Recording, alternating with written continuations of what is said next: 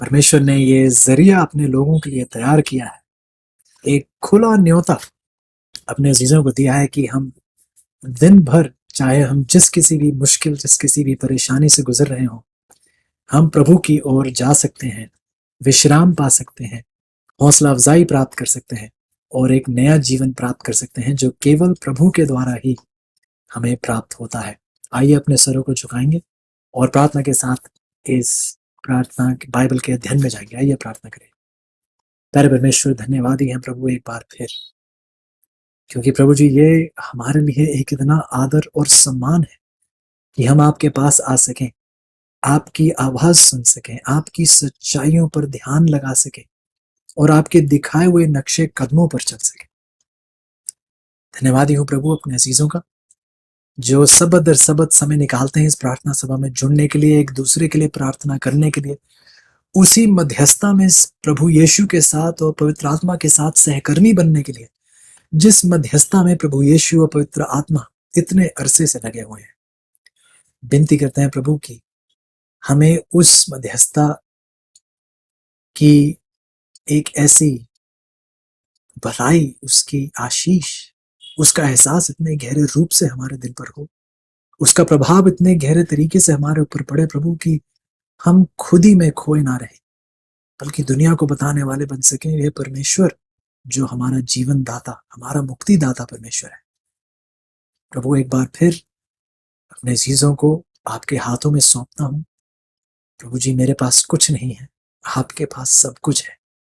आप हमारे रखवाले हैं, आप हमारे उद्धार करता है, सृष्टि करता है, चमत्कारी सामर्थी परमेश्वर आप ही हैं प्रभु। विनती करता हूं फिर कि मैं इन अपने लोगों की नजर से बिल्कुल दूर हो जाऊं और आप सदा के लिए अपने लोगों की नजरों में ऊंचे उठाए जाएं। हम घटते चले जाएं प्रभु, आप बढ़ते चले जाएं। आप ही के नाम की महिमा सदा के लिए हो। ये प्रार्थना हम आपके प्यारे बेटे प्रभु यीशु के नाम से मांगते हैं, आमीन आमीन। एक आशीषित लम्हा फिर हमें दिया गया है अज़ीज़ों, प्रार्थना के विज्ञान को समझने के लिए, प्रार्थना की सामर्थ प्राप्त करने के लिए, इसकी अहमियत को समझने के लिए हमारे जीवन में प्रभु ने एक बार फिर हमें यह मौका दिया है। और आप सबका स्वागत है कि हम प्रार्थना के विषय में इन बातों को और बढ़ाते चले जा सकते हैं। अभी बहुत कुछ है हमारे पास सीखने को, और प्रभु चाहते हैं कि हम इस सच्चाई को अपने दिल से लगा कर रखें, ताकि ये सच्चाइयां सिर्फ हमारे लिए ज्ञान ही ना हो, बल्कि हमारे दिल से एक प्रेम इन सच्चाइयों के लिए उभरता हुआ नजर आए। बीते कल में यदि आप हमारे साथ थे, पिछली हमारी पढ़ाई में हम खास तौर से देख रहे थे प्रेरितों के काम की 3 की 6। आपको याद होगा कि पतरस और यूहन्ना जो है, उस सुंदर जो दरवाजा था मंदिर का, उसके द्वार पर थे जब उन्होंने एक व्यक्ति को देखा जो भीख मांग रहा था। और प्रेरितों के काम की 3 की 6 में पतरस ने जवाब दिया और कहा कि सोना और चांदी तो मेरे पास बिल्कुल नहीं है, लेकिन जो मेरे पास है, हमने देखा कि यदि मूल भाषा में आप परखें तो पतरस कहता है कि जो मेरे पास बचा हुआ है वो मैं जरूर आपको दूंगा। कि सोना चांदी तो सब मैंने खो दिया है, इसको त्याग दिया है, लेकिन जो मेरे पास बचा है, इतना सब कुछ खोने के बाद मेरे पास मेरा प्रभु यीशु मेरे पास बचा हुआ है, वो अभी भी बरकरार है। मैंने चाहे बहुत कुछ खो दिया हो जीवन में, लेकिन अपने प्रभु यीशु को नहीं खोया है। उस प्रभु यीशु की आशीष को पतरस ने उस व्यक्ति को सौंपी। हमने फिर पढ़ा अजीजों, मिनिस्ट्री ऑफ हीलिंग किताब से बहन वाइट हमें बताती हैं कि जो सुसमाचार हम दूसरों के जीवन के बचाव के लिए पेश करते हैं, सबसे पहले उस सुसमाचार के द्वारा हमारा जीवन बचाया जाना चाहिए। जिस सुसमाचार के प्रचार के द्वारा हम दूसरों के जीवन की बचाने के संघर्ष में हैं, उस संदेश के द्वारा पहले हमारा जीवन बचाया जाना चाहिए। जिस परिवर्तन की खोज हम दूसरों में देखते हैं, वह परिवर्तन पहले हम में दिखाई देना चाहिए। जिस सम्मान, जिस आदर की बात और जो प्रेम आप दूसरों से प्राप्त करना चाहते हैं, वह प्रेम पहले आपके जीवन में दिखाई देना चाहिए। क्या इस सुसमाचार का असर आपके जीवन पर हुआ है? क्या इसका प्रभाव आपके चरित्र पर पड़ा है? क्या आप चरित्र में आपने वो परिवर्तन अनुभव किया है या नहीं? दाऊद का हम देखते हैं कि भजन संहिता की 34 की 4 में हमने पिछली बार पढ़ा था, दाऊद का यह अनुभव था। देखिए देखिए एक बार फिर उस सच्चाई को दोहराएंगे। भजन संहिता की 34 की 4, देखिए यहाँ पे हमें क्या बताया जाता है। भजन संहिता के लेखक हमें बताता है, भजन संहिता की 34 की 4, साम 34:4, साम 34:4 बाइबल कहती है, मैं यहोवा के पास गया, तब उसने मेरी सुन ली और मुझे पूरी रीति से निर्भय किया। मुझे उसने पूरी रीति से बचाया, निकाला, मुश्किल से निकाला, मेरा मेरा मुझे छुटकारा दिलाया। क्या था कि मैं प्रभु के पास गया, उसने मेरी सुनी और मुझे पूरी रीति से मुझे जो है सफल बनाया, मुझे बंदिश से रिहाई दिलाई। ऐसो क्या हमें परमेश्वर के पास इस प्रकार आना आता है या नहीं? अपने मजबूत नींव की पढ़ाई में हम सुबह एक बार फिर उस बात को पढ़ रहे थे कि परमेश्वर लोगों को इस्राएल से क्यों निकाल के लाए थे? अपने पास लाने के लिए। और दाऊद कहता है कि मैं जब प्रभु के पास आया, मैंने उसकी करीब आकर उसके सामने अपनी दरख्वास्त रखी और उसने मेरी सुनी। दाऊद को समझ थी कि प्रभु के पास आने का मतलब क्या है, आने का मकसद क्या है, और प्रभु ने उसे पूरे तरीके से निर्भय किया, उसे उद्धार उस पर उंडेला। इब्रानियों की किताब में हम और पढ़ रहे थे अजीजों, और हम देख रहे थे कि हमें परमेश्वर के सिंहासन के सामने बुलाया जाता है ऐसी दृढ़ता के साथ, निडर होकर, खुले दिल से, बिल्कुल लज्जा छोड़कर हमें प्रभु के पास आने के लिए बुलाया जाता है। लेकिन ऐसा क्या है कि हम उसके पास आ सकते हैं? ऐसा क्या है उसके सिंहासन के बारे में कि हम उसके करीब ऐसे आ सकते हैं? क्या हमें डरना नहीं चाहिए? क्या हमें दूर नहीं बल्कि रहना चाहिए उसके सिंहासन से? इसके विषय में हम क्या पढ़ रहे थे? इसके विषय में हमने पढ़ा कि उसका सिंहासन अनुग्रह का सिंहासन इसलिए है क्योंकि प्रभु उस सिंहासन से, क्योंकि प्रभु यीशु वहां है। इब्रानियों की 4:14-16 यदि आप पढ़ें, Hebrews 4:14-16, इब्रानियों की 4:14-16, पिछली बार पढ़ रहे थे इसको, कि प्रभु हमें कहते हैं कि आप बिल्कुल निडर होकर आप मेरे उस अनुग्रह के सिंहासन के समीप आए, ताकि आप दया प्राप्त कर सकें, अनुग्रह प्राप्त कर सकें इस वर्तमान काल के लिए। जरूरत के समय में आप उस दया और अनुग्रह को प्राप्त कर सकें। लेकिन सवाल अजीजों ये उठता है कि उसके सिंहासन को अनुग्रह का सिंहासन क्यों कहलाया जाता है? वह इसलिए क्योंकि प्रभु यीशु वहां पर है, परमेश्वर वहां पर है, और क्योंकि परमेश्वर हमारा अनुग्रह है, परमेश्वर हमारा उद्धार करता है, परमेश्वर हमारा प्रेमी है, इसलिए उसका सिंहासन अनुग्रह का सिंहासन बन जाता है। हम ये भी पढ़ते आए हैं अजीजों कि जब हम इन परेशानियों में, इन विपत्तियों में, इन मुश्किलों के दौर से गुजरते हैं, तो आइए हम डरे नहीं, बल्कि हमने क्या पढ़ा? एलन व्हाइट ने सिखाया कि जैसे ही मुसीबत खड़ी होती है, हर मुसीबत क्या है? प्रार्थना का निमंत्रण है। हर मुसीबत एक न्योता है प्रार्थना के लिए। प्रार्थना किस बात का? कि मुसीबत टल जाए। सिर्फ मुसीबत ही ना टल जाए, प्रार्थना इस बात की कि प्रभु इस मुसीबत से ऊपर जय कैसे प्राप्त करनी है। एलन व्हाइट हमें बताती हैं कि परमेश्वर के पास 1000 तरीके हैं हमें अपनी जरूरतें मुहैया कराने के लिए। उसके पास 1000 तरीके हैं जिसका हमें कोई अंदाजा नहीं है। यिर्मयाह की किताब में परमेश्वर हमें कहते हैं कि मुझे पुकारिए और मैं आपको जवाब दूंगा, ऐसी चीजें दिखाऊंगा जिनके बारे में आपने कभी सोचा भी नहीं। तो हर मुश्किल जब खड़ी होती है चीजों, आइए हम उसे सुलझाने की कोशिश में ना लग जाएं, बल्कि प्रभु की ओर जाएं और देखें कि प्रभु का क्या हल है इस समस्या के लिए। प्रभु के हल को स्वीकारें, अपने हल पर निर्भर ना रहें, प्रभु के हल को स्वीकारें, ताकि प्रभु हमें जयवंत बना सके इन आखिरी के दिनों में। आइए ये सच्चाइयां हम कभी भूलें ना। हम देखते हैं चीजों की, फिर हम ये भी बताया जाता है, यदि हम इब्रानियों की 6 में देखें, आइए इब्रानियों की 6 में जाएंगे और जहां से हमने अंत किया था वहीं से आगे पढ़ने की कोशिश में जाएंगे। इब्रानियों की 6, Hebrews chapter 6 and verses 19 through 20। संदर्भ के लिए थोड़ी और ऊपर जाकर देखेंगे। 17 आयत में लिखा है, इसलिए जब परमेश्वर ने प्रतिज्ञा के वारिसों पर और भी साफ रीति से प्रकट करना चाहा कि उसकी मनसा बदल नहीं सकती, तो शपथ को बीच में लाया, ताकि दो बेबदल बातों के द्वारा, जिनके विषय में परमेश्वर का झूठा ठहरना अनहोना है, हमारा दृढ़ता से ढांढस बंध जाए, जो शरण लेने के लिए इसलिए दौड़े हैं कि उस आशा को जो सामने रखी हुई है हम उसे प्राप्त कर सकें। ध्यान से सुनिए, आगे बताई जाती है कि हम दृढ़ता से ढांढस बांधें, क्योंकि हम शरण लेने के लिए इसलिए दौड़े हैं कि उस आशा को जो हमारे सामने रखी हुई है उसे प्राप्त कर सके। वह आशा हमारे प्राण के लिए ऐसा लंगर है जो स्थिर और दृढ़ है और पर्दे के भीतर तक पहुंचता है, क्योंकि पर्दे के भीतर जो पर्दा पवित्र और महापवित्र स्थान के बीच था, उस पर्दे के भीतर महापवित्र स्थान में कौन है? उस पर्दे के भीतर उस महापवित्र स्थान में प्रभु यीशु है, हमारी मध्यस्थता करता है। हम वहां तक, हम पर्दे के भीतर तक पहुंचता है। ये ध्यान से सुनिए, ये लंगर जो स्थिर और दृढ़ है, ये उस पर्दे के भीतर तक पहुंचता है, क्योंकि प्रभु यीशु ही हमारा लंगर है।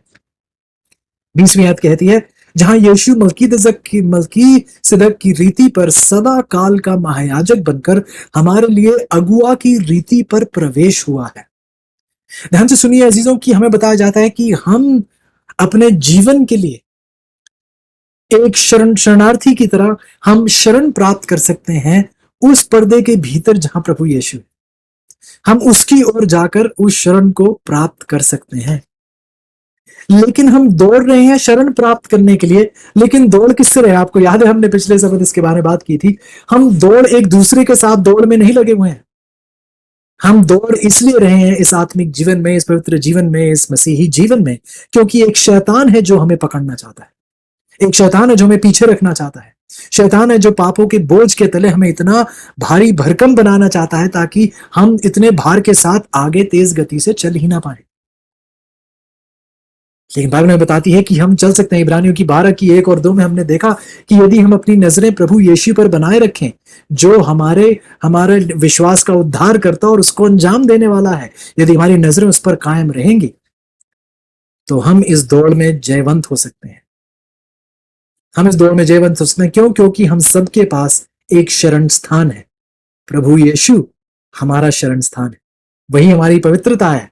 हम अपनी दूसरी पढ़ाई में भी पढ़ रहे हैं कि प्रभु अपने पास लेकर आया है और अपने पास लाने के द्वारा ही वह अपने लोगों को पवित्र करता है। एक रिसर्च के बारे में बात बताई जाती है। वैज्ञानिकों ने एक स्टडी की और इस स्टडी में वैज्ञानिक जो है एक मेमने के ऊपर पढ़ाई कर रहे थे। इन्होंने एक मेमने को लिया और उसको एक जाल में ऐसे डाल दिया, एक पिंजरे में उसे डाल दिया एक मेमने को। और जब उन्होंने इस पिंजरे में इस मेमने को डाला, ये उस रिसर्च के द्वारा ये ढूंढने की कोशिश में थे कि एक मेमने का दिमाग, उसका नर्वस सिस्टम जो है वो किस प्रकार काम करता है। उसके ऊपर बहुत से अलग अलग उन्होंने एक्सपेरिमेंट्स किए। और एक एक्सपेरिमेंट ऐसा था कि जिस पिंजरे में इन्होंने उस मेमने को एक पिंजरे में डाला और काफी बड़ा एक पिंजरा था, उसमें उन्होंने कुछ भूस, सूखी घास डाली और पानी डाला, जो कुछ उस मेमने को जरूरत थी उन्होंने वहां डाला उसे। और फिर वहां पे उन्होंने एक ऐसा औजार रखा जिसके द्वारा एक इलेक्ट्रिक शॉक लगता था, जिसके द्वारा बिजली का एक ऐसे शॉक लगता था। तो ये मेमना जो था उस पिंजरे में रहा, घास को खाता रहा, पानी को पीता रहा। फिर इन्होंने उस औजार को लिया और उस मेमने के पास जाकर उसे एक बिजली का शॉक दिया। ये इतना बड़ा शॉक नहीं था कि वो उसे बहुत हानि पहुंचे, लेकिन इतना काफी था कि वो मेमना डर जाता था, बिल्कुल पका जाता था। तो उन्होंने उसे बिजली का शॉक दिया और वह मेमना बिल्कुल डर गया।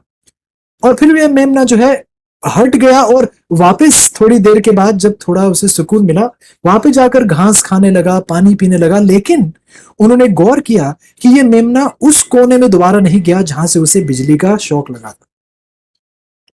फिर इन्होंने थोड़ी देर बाद दूसरे कोने से जाकर उस मेमने को दोबारा एक बिजली का शॉक दिया। जैसे शॉक लगा वो फिर थोड़ा डरा, थोड़ी देर के बाद जब शांत हुआ वापस खाने पीने पे चला गया।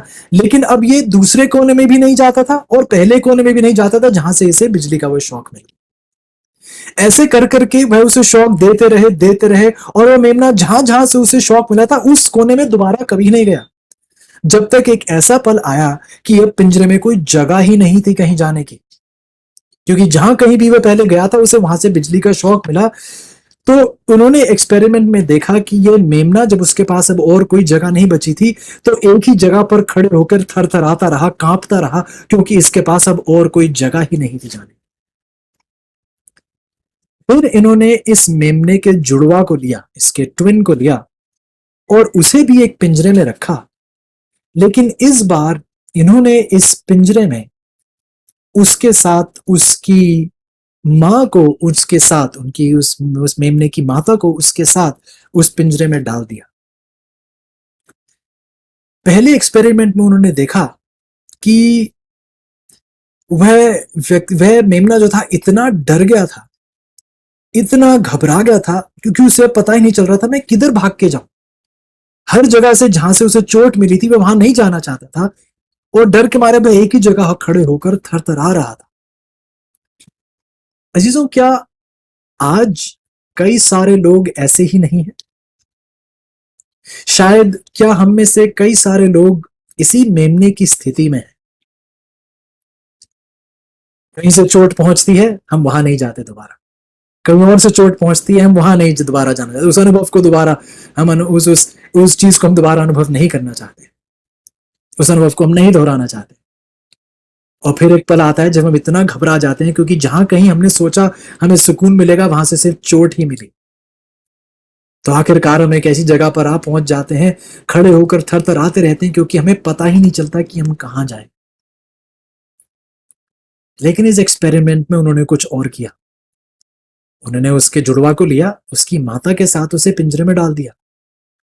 जब उसे पिंजरे में डाला तो अब ये उस मेमने को, उस छोटे मेमने को भी शौक देने उन्होंने शुरू कर दिया। बिजली के शौक उसे दिए, इस कोने से उस कोने से।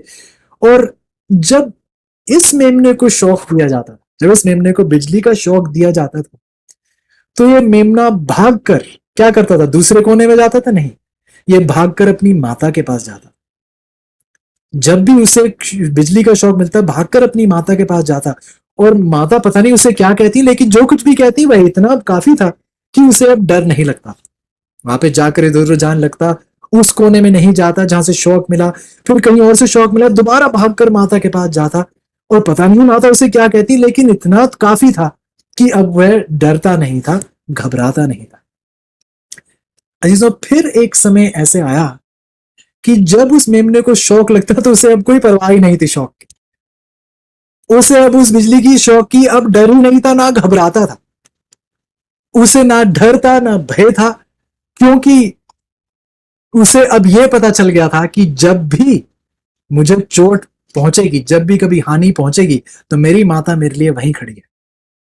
चाहे जितनी चोट आए, जितनी परेशानी आए, मेरी माता वहीं खड़ी है, वो मेरे साथ ही है, उसका साथ मेरे साथ कायम रहेगा। चाहे जितनी मुसीबतें आए, चाहे जितने शौक मुझे मिले, मेरी मां मेरा साथ कभी नहीं छोड़ेगी। इसे बहुत ध्यान से गौर कीजिएगा।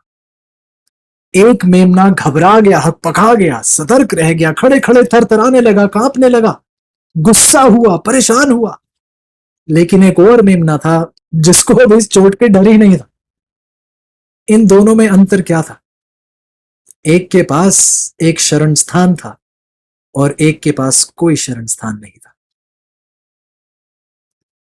इसे बाइबल ने हमें बताया है, करंथियों की किताब से हम पढ़ चुके हैं बीती पढ़ाई में, कि प्रभु चाहते हैं कि जो सुकून प्रभु ने हमें हमारे क्लेश के दौर में दिया है, हम वही सुकून जो हमने अनुभव किया है, हम दूसरों तक भी पहुंचाना सीखें। जो शरण स्थान हमने प्राप्त की है, हम दूसरों को भी वह शरण स्थान तक पहुंचाने वाले बने। लेकिन यदि आप ही ने अपने जीवन में उस शरण स्थान को नहीं स्वीकारा है, यदि आप ही प्रभु यीशु के पास जाकर आपने शरण नहीं पाई है, हर चोट, हर मुसीबत, हर दिक्कत, हर मुश्किल के बाद, तो जीजों, आप उस शरण स्थान को दूसरों के साथ कैसे साझा करेंगे जब आपको खुद नहीं पता कि वह शरण का आनंद, सुकून और शांति कैसी है? जिन्होंने परमेश्वर के साथ इस सच्चाई का अनुभव नहीं किया है, वे दूसरों को सिर्फ बातों बातों में तो बहुत कुछ बता सकते हैं, लेकिन अपने अनुभव से उनका अनुभव इतना कच्चा है कि लोग देखते हैं, कहते हैं कि आप बातें तो बहुत अच्छी कर रहे हैं, लेकिन आपके जीवन में ये बातें दिखाई नहीं दे रही। ये सुनने में तो बहुत अच्छा लगता है, लेकिन ये बताइए कि क्या आपके जीवन में इसकी क्या सामर्थ्य है? आपके जीवन में इस सच्चाई ने क्या शांति और सुकून दी है। और क्योंकि हमारा चरित्र इस बात की गवाही पेश नहीं करता है अजीजों, इसलिए कई सारे लोग अपनी सेवकाई में इतने निफल हैं, सफलता बिल्कुल हासिल नहीं होती है, बहुत से लोगों तक पहुंचा नहीं जाता है, क्योंकि ये बातें सिर्फ हमारे लिए बातें ही रह जाती हैं, हमारी जीवन शैली नहीं है, हमारे जीवन का अनुभव नहीं है।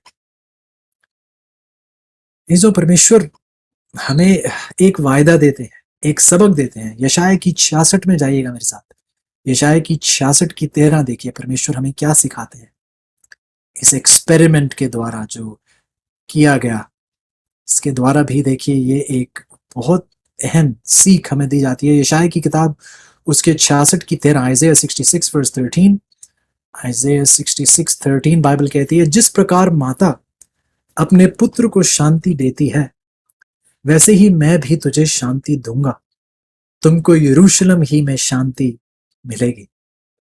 हाँ जी सुनेगा जी, परमेश्वर का पहला वायदा यह है कि जैसे एक माता अपने पुत्र को शांति देती है, वैसे मैं भी तुम्हें शांति दूंगा। लेकिन एक और अहम सीख हमारे सामने पेश की जाती है कि मैं तुमको यरूशलेम में ही शांति दूंगा। गौर कीजिएगा, प्रभु कहते हैं कि मैं तुमको यरूशलेम, जो परमेश्वर के पवित्र लोगों की जगह थी, परमेश्वर की कलीसिया थी, परमेश्वर ने कहा कि मैं इस कलीसिया में ही तुम्हें शांति दिलाऊंगा। बहुत से लोगों ने, जैसे उस मेमने ने उस पिंजरे में इस कोने से चोट पाई थी, बहुत से मसीही लोगों ने कलीसिया के बीच रहते हुए ही कलीसिया के मेम्बरानों के द्वारा चोट पाई है, और इसलिए बहुत से लोगों ने कलीसिया को ही छोड़ दिया है।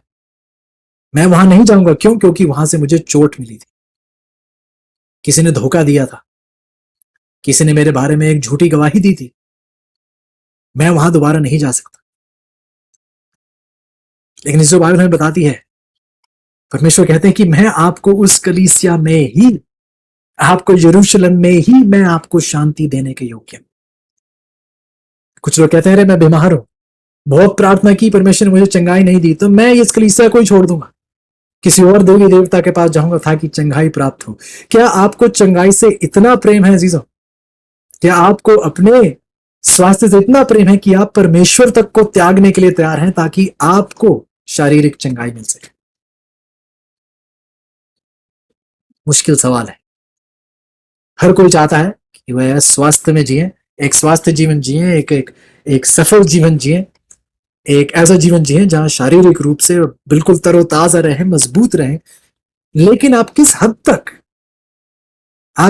तक इस आशीष को प्राप्त करने के लिए तैयार है? यदि आपको यह कहा जाए कि अरे हाँ, उस देवी देवता के पास जाएं, या किसी उस व्यक्ति के पास जाएं, या उस चीज के पास जाएं, और आप देखते हैं कि वहां तो सच्चाई नहीं है, तो स्वर्ग का आज सवाल यह है कि यदि आपकी शरण स्थान परमेश्वर है, तो क्या आपको पता है कि वह शरण स्थान आपकी है भी या नहीं? क्या आपने वह शरण प्राप्त की है उसमें या नहीं?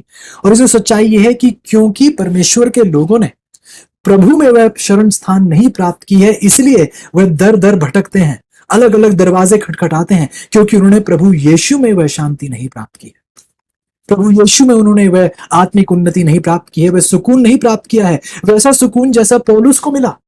पौलुस के शरीर में कोई कमजोरी थी, और परमेश्वर ने उसे कहा कि अब इस कमजोरी के बारे में मेरे से प्रार्थना ना करना, मेरा अनुग्रह तेरे लिए काफी, माई ग्रेस इज सफिशिएंट। मेरे से दोबारा प्रार्थना मत करना कि मैं तुझे चंगाई दूं, ये चंगाई नहीं मिलेगी। लेकिन इस दर्द, इस पीड़ा के साथ रहते हुए ही मैं तुझे मेरा काम करने की सामर्थ्य दूंगा। क्या पौलुस ने कहा, अरे चंगाई नहीं मिलेगी, ठीक है, मैं किसी और देवी देवता का दरवाजा खटखटाऊं?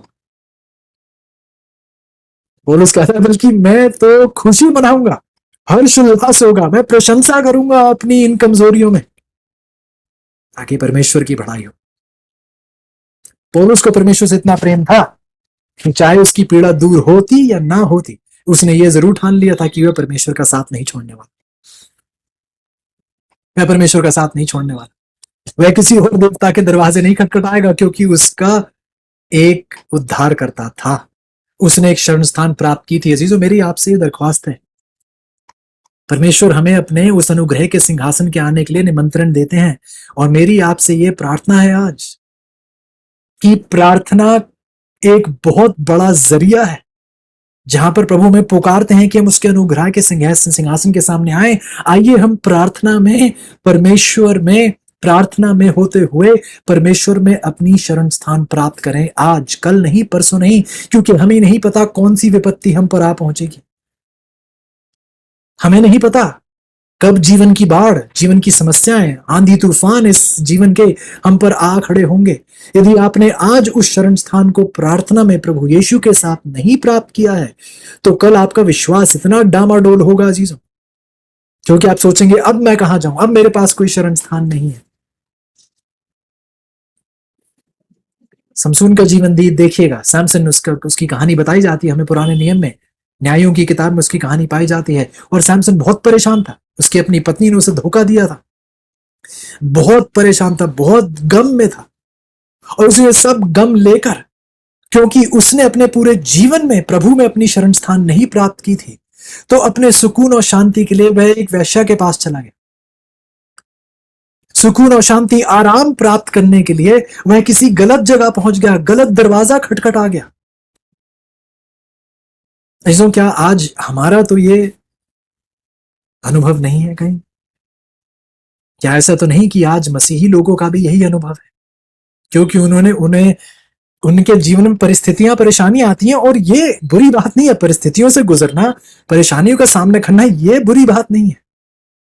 लेकिन ध्यान रखना कि जब हमें आराम की जरूरत होती है, सुकून, शांति की जरूरत होती है, तो हम कहां जाते हैं?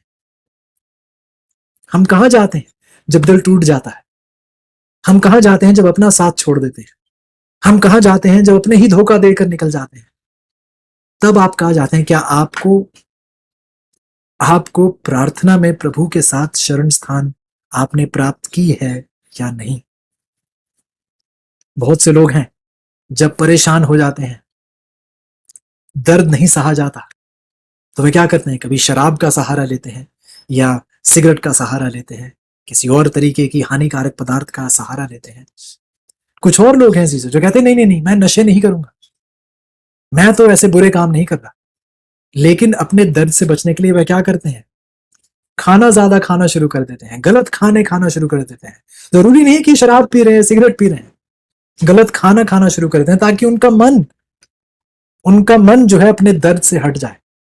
तो मान लीजिए जीजों, सच्चाई यही है कि उनका खाना ही उनके लिए उनकी शराब है, क्योंकि वह खा ही इस वजह से ले रहे हैं ताकि उनका ध्यान उनकी मुसीबत से हट जाए। कुछ और लोग हैं, जब मुसीबतों से गुजरते हैं, कहते हैं नहीं नहीं नहीं, मैं बुरे काम नहीं करूंगा, मैं तो बस ज्यादा शॉपिंग करूंगा, बाहर जाते हैं, कई सारी चीजें खरीदते हैं ताकि उनका ध्यान अपनी मुसीबत से हट जाए। और हाँ, थोड़ी देर के लिए ये सफल होते हैं, थोड़े कुछ लम्हों के लिए, कुछ एक आध दिन के लिए, जब तक वो चीज जो उन्होंने खरीदी है नहीं होती है, तब तक वो सोचते हैं कि हाँ, अब मैं सब कुछ भूल चुका हूं। लेकिन रात के अंधेरे में जब सो रहे होते हैं, तो फिर वही वही सन्नाटा, वही डर, वही घबराहट, एक बार फिर वही चिंता, एक बार फिर दिल को जकड़ लेती है, और पता नहीं चलता कि कहां जाऊं उस शरण स्थान प्राप्त करने के लिए। और लोग हैं अजीजों, जैसा समसून की तरह आराम के लिए, अपने दर्द के लिए जाते हैं, किसी वैश्या घर में जाते हैं, या किसी और अपने मन की दुनियावी अभिलाषाओं को पूरा करने के लिए किसी और रास्ते में जाते हैं, सोचते हैं कि वहां सुकून मिलेगा। लेकिन सच्चाई है अजीजों की परमेश्वर से परे हर जगह दर्द ही दर्द मिलेगा, सुकून नहीं मिलेगा। कुछ और भी लोग हैं अजीजों, जो अपना दिमाग परेशानी से हटाने के लिए टीवी के सामने बैठ जाते हैं, कहते हैं कि अरे आज हम चुटकुले सुनेंगे, लोगों को हमें हंसाते हुए सुनेंगे। और कुछ लम्हे के लिए वह हंसते भी हैं, किसी के चुटकुले सुनकर, कुछ बातें हंसी की देखकर, वह कुछ देर के लिए उनके चेहरे पर तो मुस्कुराहट है, लेकिन उनके दिल में वही दर्द, वही पीड़ा वह गई नहीं है। अजीजों, आप और कितना भटकेंगे, और कितना भटकेंगे, और कई इस मेमने की तरह और कितने कोनों से आप उस शौक को प्राप्त करेंगे, कितने कोनों से आप चोट खाएंगे, इससे पहले कि ये जान पाए कि सच्चा सुकून और शांति केवल परमेश्वर में ही पाया जाता है। और वह पुकारता है कि मेरे करीब आए, वह पुकारता है कि मेरे पास आए, वह पुकारता है कि मेरे में शरण स्थान है, मैं आपकी शरण स्थान हूं, मेरे करीब आए और उस सुकून को प्राप्त करें, उस शांति को प्राप्त करें, उस उम्मीद को प्राप्त करें जो मेरे में ही है और मेरे से जुदा कहीं नहीं है। एक बार फिर आपसे पूछूंगा अजीजों कि क्या आपने वह शरण स्थान प्राप्त कर ली है या नहीं? क्या आप उस शरण स्थान से वाकिफ भी हैं या नहीं? क्या आप जानते हैं कि उस शरण स्थान में रहना, उस सुकून में रहना, फिर चाहे कोई भी मुसीबतें आती रहे, चाहे कोई भी विपत्तियां आती रहे, चाहे जितनी भी ये सेहत बिगड़ती रहे, अयूब की तरह जब उसके कहानी को यदि आप पढ़े तो देखिए भाई, मतलब मैं अयूब के उस अनुभव के बारे में क्या बताती है, बहुत ही अचंभित करने वाली वह बात है। देखिए अयूब हमें क्या बताता है। अयूब की किताब में मेरे साथ जाइएगा और देखेंगे।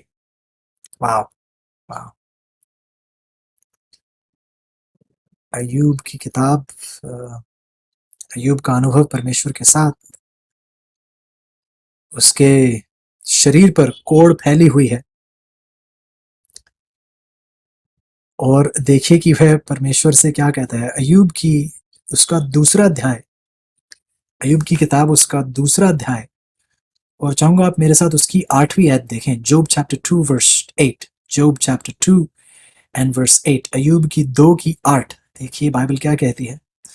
बाइबल कहती है, तब अयूब खुजलाने के लिए एक ठीकरा लेकर राख पर बैठ गया।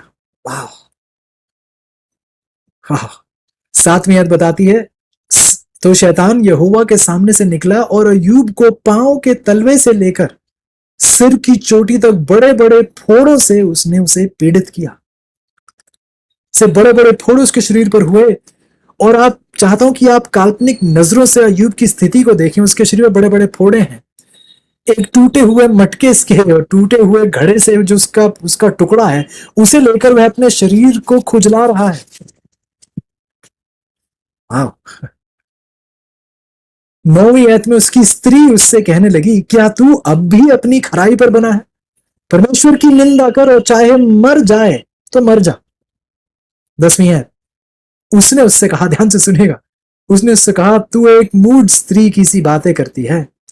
क्या हम जो परमेश्वर के हाथ से सुख लेते हैं, क्या हम दुख ना लेंगे?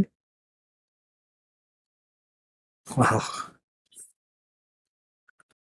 जब लाभ मिलता है, मुनाफा होता है, तब तो कोई नहीं पूछता परमेश्वर से, परमेश्वर आपने मुझे इतना मुनाफा क्यों दिया है? जब आशीषें प्राप्त होती हैं, जब हर दिन आपकी नजरें खुलती हैं कि आपने उठ के प्रार्थना की, प्रभु आज मुझे क्यों उठाया, तब तो कोई सवाल नहीं पूछता है। कई बार बिना प्रार्थना करे हुए आप दिन प्रतिदिन के कार्य में चल जाते हैं, तब क्यों नहीं सवाल उठाते कि प्रभु मुझे क्यों उठाया, मैं तो इस लायक नहीं हूं, मुझे क्यों उठाया आज? प्रभु मैं बीमार था, मेरी बीमारी क्यों दूर की? मैं, कोई ये सवाल क्यों नहीं पूछता है, बल्कि घमंड करता है, मैंने बहुत प्रार्थना की और क्योंकि मैं इतना प्रार्थना पूर्वक इंसान हूं, प्रभु ने मुझे चंगाई दी, मेरा विश्वास इतना दृढ़ है, प्रभु ने मुझे चंगाई दी है। अयूब सवाल पूछता है, कहता अपनी पत्नी से सवाल पूछता है, कहता है कि क्या बोलूं परमेश्वर को, जिसने इतनी आशीष मुझे दी है, यदि मैंने उसके हाथ से, यदि परमेश्वर के हाथ से मैंने इतने सुख लिए हैं, तो क्या अब दुख ना लूंगा? क्या मैं दुख ना लूंगा? क्या परमेश्वर उसे सता रहा था? नहीं, लेकिन अयूब जानता था कि यदि परमेश्वर ने इस दर्द, इस पीड़ा की इजाजत दी है, तो इसके पीछे कोई वजह है। यदि परमेश्वर ने यह पीड़ा मुझ पर आने की इजाजत दी है, तो इसकी कोई वजह है। वहां 10वीं आयत आखिरी वाक्य कहता है, इन सब बातों में भी अयूब ने अपने मुंह से कोई पाप नहीं किया। हाँ, इतना सब कुछ होने के बावजूद भी आप कल्पना कीजिए, फोड़े उसके शरीर पर है, वह अपने शरीर को एक टूटे घर से खुजला रहा है, लेकिन एक बार भी उसके मुंह से एक ऐसा शब्द नहीं निकला जहां उसने कहा हो कि प्रभु ने मेरे साथ अच्छा नहीं किया।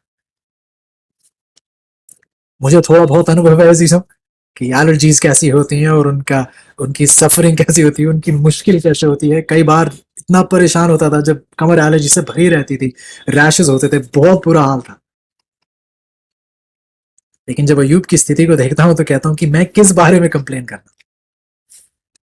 हम अपनी परिस्थितियों को देखते हैं और हैरान, परेशान, घबरा, चिंतित इसलिए हो जाते हैं क्योंकि हमने शरण स्थान नहीं प्राप्त किया।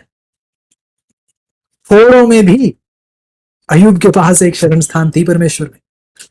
फोड़ों में भी उसके पास एक ऐसा सुकून था, ये जानते हुए कि प्रभु को पता है वह क्या कर रहा है, उसकी नजरें मेरे से दूर नहीं है, उसको पता है मेरे ऊपर क्या बीत रही है, उसने मुझे अनदेखा नहीं किया है, वह जिंदा है, आज भी अपने सिंहासन पे है। यशाया की 6:1 में हम पढ़ते हैं, यशाया की 6:1 में यशाया हमें बताता है, एक बहुत अहम सच्चाई हमारे सामने रखता है। यशाया की 6 उसकी पहली आयत, यशाया की 6:1 देखिएगा मेरे साथ, आइज़ाया 6:1। यशाया कहता है, जिस वर्ष उजिया राजा मरा, मैंने प्रभु को बहुत ही ऊंचे सिंहासन पर विराजमान देखा। यशाया की 6:1, आइज़ाया 6:1। यशाया कहता है कि जिस वर्ष उजाया, जिस वर्ष उसकी मौत हुई, मैंने प्रभु को बहुत ही ऊंचे सिंहासन पर विराजमान देखा। यशाया कह रहा है कि जो उस राज्य का राजा था, उसकी मृत्यु तो हो गई थी, लेकिन राजाओं का राजा अभी भी अपने सिंहासन पर विराजमान था। इस मुश्किल दौर ने परमेश्वर को अपने सिंहासन से हटा नहीं दिया था। इस मुश्किल दौर ने उसकी सामर्थ कम नहीं कर दी थी। कमी हमारे में है अजीजों, हम परमेश्वर को अपनी मुसीबतों के फीते से नापते हैं। क्या आप सुन रहे हैं? हम परमेश्वर को अपनी मुसीबतों के फीते से नापते हैं। कहते हैं, अरे इतनी मुसीबत आई, परमेश्वर यहां नहीं है। आपका फीता इतना सा है, परमेश्वर कितना बड़ा है, आप किस फीते से नाप रहे हैं? फीता गलत है, परमेश्वर गलत नहीं है, हमारा फीता गलत है। आप नापने वाला फीता बदलिए। परमेश्वर भला है इसलिए नहीं क्योंकि आपके बदन पर कपड़े हैं और आपकी मेज पर खाना है। परमेश्वर भला है क्योंकि परमेश्वर भला है। यह बात इस पर निर्भर नहीं है कि आप पर क्या बीत रही है। क्या आपने ऐसी शरण स्थान प्राप्त की है? क्या आपने प्रार्थना में ऐसा अनुभव किया है कि जब ऐसी विपत्तियां आती हैं तो आप घबराते हुए परमेश्वर के पास नहीं पहुंचते, बल्कि विश्वास से कहते हैं कि प्रभु हम पर यह बीत रही है, आप जानते हैं मुझ पर क्या बीत रही है, जैसे आपको अच्छा लगे, आपकी सिद्ध इच्छा, आपकी मर्जी जो सिद्ध है वह मेरे जीवन में पूरी हो। क्या आपने परमेश्वर को इस शरण स्थान के तरीके से, इस शरण स्थान के तौर पर, क्या आपने ऐसा अनुभव अपने जीवन में किया है या नहीं? आज अजीजों, एक बार फिर प्रभु एक नए सिरे से हम सबको पुकारते हैं। आइए प्रार्थना में प्रभु यीशु के साथ ढांढस बांधते हुए हम उसके पास आए, क्योंकि वही हमारी शरण स्थान है, वही हमारी उम्मीद है, वही हमारी सामर्थ है, वही हमारा सुकून है। और ये सुकून हम तब तक दूसरों को नहीं दे पाएंगे जब तक ये सुकून हमने खुद महसूस नहीं किया है। आज अजीजों, मैं परमेश्वर का सुसमाचार पेश करना और उसकी सच्चाई दूसरों के सामने रखना, मुझे इतना आनंद कई बार इससे मिलता है क्योंकि मैंने व्यक्तिगत रूप से परमेश्वर के वचन के द्वारा मैंने शांति और सुकून पाया है। जब मैं टूटा हुआ था, बिखरा हुआ था, उन कोनों में नहीं जाना चाहता था जहां से चोट मिली थी, उन मौकों में प्रभु ने मुझे दिखाया कि परमेश्वर के वचन में एक ऐसा सुकून है। और बहुत अजीबोगरीब तरीके से कि जब मेरा मन भी नहीं था कि प्रभु ऐसी स्थिति में मैं कहां जाऊं, किसको सुसमाचार सुनाऊं, मेरे ऊपर ऐसी बीतरी है, मैं किसी और को क्या दिलासा दूंगा। तब परमेश्वर ने कहा, बस उठ खड़ा हो और प्रचार कर, उठ खड़ा हो और मेरा वचन दूसरों को सुना। और जब खड़ा हुआ अजीजों, तब परमेश्वर ने यह साबित करके दिखाया कि जो मेरे में आता है, मेरे करीब आता है, मेरे समीप आता है, मेरे पास पहुंचता है, उसे एक ऐसा सुकून मिलता है जो ये दुनिया कभी नहीं दे सकती। ये दुनिया कभी ये सुकून नहीं दे सकती। ऐसे दौर थे जब खड़े होते थे और जब परमेश्वर का वचन पेश करते थे, मन में शायद विचार उठता था कि अरे अभी थोड़ी देर पहले इतना परेशान था, इतना मुश्किल में था, लेकिन जब वचन दूसरों के सामने पेश किया तो वचन के द्वारा परमेश्वर ने एक ऐसा सुकून दिया, एक ऐसा दिलासा दिया, बल्कि सिर्फ सुकून ही नहीं, एक शांति नहीं, बल्कि ऐसा एक जोश दिया, ऐसी एक प्रेरणा दी, ऐसी एक ताकत और सामर्थ्य दी कि अपनी कमजोरी में भी सामर्थ्य महसूस की है। इसलिए जब कोई किसी दर्द या चोट से गुजर रहा होता है तो परमेश्वर का वचन थोड़ी और दृढ़ता के साथ पेश कर सकता हूं, क्योंकि मैंने स्वयं व्यक्तिगत रूप से उस दृढ़ता को अनुभव किया है। प्रभु को वो सुकून और ताकत और सामर्थ्य देते हुए महसूस किया है। आइए हमारा यह अनुभव बढ़ता चला जाए। मेरा अनुभव में बढ़ोतरी की जरूरत है। मेरे परमेश्वर करीबी रूप में जुड़ने के लिए मुझे जरूरत है कि जब मुश्किल उठे तो मेरा ध्यान मुश्किल पर ना जाए, परमेश्वर पर जाए जो मुश्किल का हल है, जो मेरे सवाल का जवाब है। आइए अजीजों, हम परमेश्वर की ओर जाना सीखें। आइए हम प्रार्थना में उस शरण स्थान को प्राप्त करें। मैं नहीं जानता आज आप पर क्या बीत रही है, लेकिन मैं ये जानता हूं कि प्रभु जानता है हर दिल पर क्या बीत रही है। और जितना दुख आपको नहीं है, जितनी चोट आपको आज नहीं पहुंच रही है, उससे ज्यादा चोट उस परमेश्वर को पहुंचती है, क्योंकि वह कहता है कि आपका सुकून यहां खड़ा है और आप हर जगह खटखटाते हुए सुकून प्राप्त करने की कोशिश में है। मैं यहां खड़ा हूं, परमेश्वर कहता है, और आप हर जगह दर दर भटक रहे हैं, लेकिन मेरे पास आने के लिए तैयार नहीं। आइए अजीजों, आज आप दुनिया की ओर ना देखें सुकून के लिए, प्रभु की ओर देखें और प्रार्थना में उस सुकून को, उस शांति को, उस शरण स्थान को आप प्राप्त कर सकें। यदि आपकी इच्छा है तो आइए, आपको निमंत्रण दूंगा। यदि आप हो सके तो घुटनों के बल आइएगा, प्रार्थना में जुड़ेंगे। आइए प्रार्थना करें। अरे परमेश्वर, बहुत धन्यवादी है प्रभु, धन्यवादी है कि आपके लोगों के लिए एक शरण स्थान है। धन्यवादी है प्रभु कि हम ढांढस बांध सकते हैं, इस बात पर नहीं कि हम बहुत धर्मी लोग हैं, कि ढांढस इसलिए बांध सकते हैं क्योंकि हमारी उम्मीद, हमारी आशा, हमारा लंगर उस पर्दे के पार हमारा प्रभु यीशु है। अनुग्रह का सिंहासन है, क्योंकि परमेश्वर हमारा अनुग्रह है। प्रभु जी, आइए हम सीखें, आइए हम सीखें कि प्रार्थना में हम अपनी इस शरण स्थान को कैसे प्राप्त कर सकते हैं। मैं जानता हूं प्रभु, कोई आज बहुत मुश्किल के संकट से, बहुत गहरे दर्द से गुजर रहा है। शायद ये एक मानसिक चोट, परेशानी, या फिर कोई शारीरिक कमजोरी या बीमारी, या फिर कोई आर्थिक चोट या संकट, या फिर घरेलू कोई समस्या, पारिवारिक जीवन में कोई अड़चन, वैवाहिक जीवन में कोई दरार, आप सबसे वाकिफ हैं। और इन सारी परिस्थितियों में प्रभु जी, आप ही हमारी शरण स्थान है।